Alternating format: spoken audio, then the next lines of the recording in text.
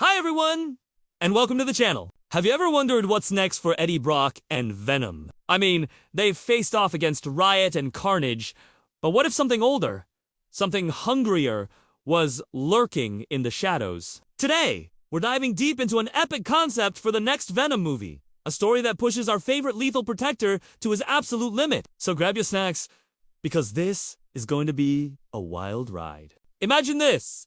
Eddie and Venom have finally found their rhythm in San Francisco. They're a well-oiled machine, taking down bad guys by night and trying to keep Venom's appetite for brains in check. Life is, well, as normal as it gets when you have an alien symbiote living inside you. But then, things start to get weird. Bodies start turning up across the city, completely drained. We're talking no blood, no organs. Just empty, hollowed out husks. The police are baffled, but Venom knows something is wrong. He can feel it. A low growl rumbles in Eddie's chest, and Venom's voice echoes in his mind. Not human, not symbiote, but it is hunting us. Suddenly, a strange signal pulses through Eddie's head, a psychic beacon pulling them back to the one place they never wanted to see again. The Life Foundation. It seems Carlton Drake left behind more than just a bad memory. Something they had locked away, something truly ancient, has escaped.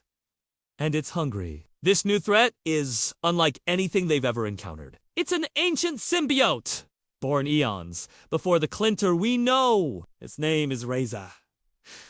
The Life Foundation had it on ice, labeled simply Project Apex. And for good reason. Unlike Venom, who forms a bond, Razor is a pure predator. It doesn't bond with a host. It consumes them, devouring their bodies and minds to evolve, growing stronger with each victim. And what does this apex predator want? It's hunting for the ultimate prize, a perfect rival to absorb and add to its power. It wants Venom.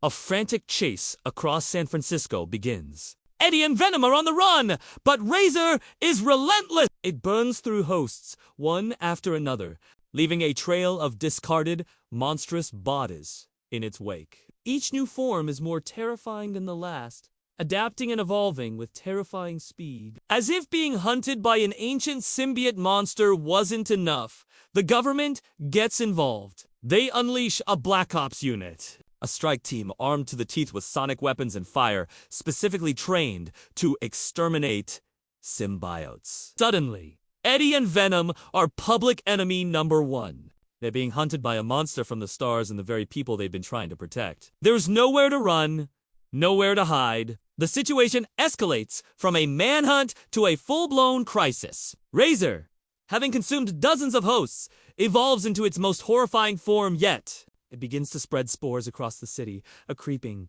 bioorganic plague.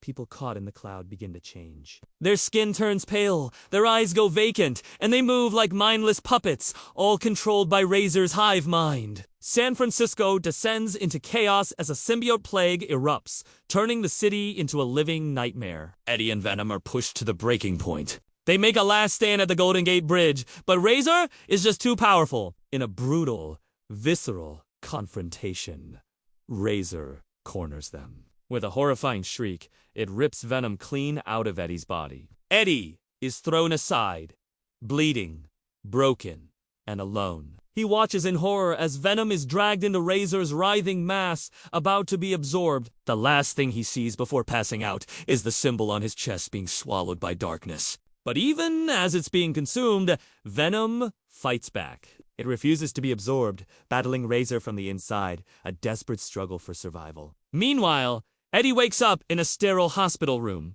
weak but alive. The world is quiet, too quiet. He feels an emptiness he hasn't felt since before Venom came into his life. Then, a faint whisper echoes in the silence. A familiar voice, fading fast. Eddie, come back! I cannot win without you. That's all the motivation he needs. Fueled by a desperate loyalty to his other half, Eddie breaks out of the hospital. He's just a man again, vulnerable and weak, but his resolve is iron. He has to get his partner back. He follows the trail of destruction, the path of Razor's plague, until he finds it. An entire city block has been transformed, covered in glowing, pulsating bioorganic tendrils. It's a nest. Razor's nest! And at its heart, he can feel Venom. Still fighting. Still holding on. The final battle is something straight out of a kaiju movie. Razor has absorbed thousands of hosts, becoming a massive, symbiotic titan that towers over the city skyline. It's a grotesque monument of flesh and tendrils. But Eddie isn't afraid. He walks right into the heart of the nest, into the belly of the beast. He's just a man standing before a god monster, and he calls out not to the monster, but to his friend. He's not just a parasite, Eddie yells, his voice raw with emotion. He's my partner. Deep within Razor's consciousness, Venom hears him. That connection, that bond, ignites like a wildfire. With a deafening roar, Venom tears itself free from Razor's grip. It surges towards Eddie, and as they bond again, something incredible happens. A massive wave of energy erupts from them. This isn't just a reunion. It's an evolution! Venom transforms, growing into a colossal, winged form. Its black skin streaked with white, glowing veins. This is Venom Warlord. The sky screams as the two titans clash. It's a brutal, awe-inspiring battle. Fangs, tendrils, sonic blastae unleash everything they have. It's not just a physical fight. It's a war of wills, fueled by rage, desperation, and the unbreakable bond between Eddie and Venom. They don't just fight Razor, they tear it apart from the inside out, a symphony of symbiotic destruction that finally frees the city from its grasp. As the dust settles, and the last of Razor's form dissolves, a final, chilling whisper echoes in their minds. I was only the first. The Hive is coming. The battle is won, but the war is just beginning. Standing amidst the ruins, Venom looks up at the stars, a new, terrifying understanding dawning. And then, a wide, toothy grin spreads across his face. He turns to Eddie, his voice a low, excited rumble. Oh, Eddie, this is going to be fun. The end. Or is it just the beginning? What do you guys think of this concept? Could this be the epic, high-stakes Venom movie we've all been waiting for? Let me know your thoughts in the comments below! What other cosmic threats would you want to see Venom face? Thanks so much for watching, and if you enjoyed this deep dive, don't forget to like, subscribe, and hit that notification bell for more awesome content. See you in the next one.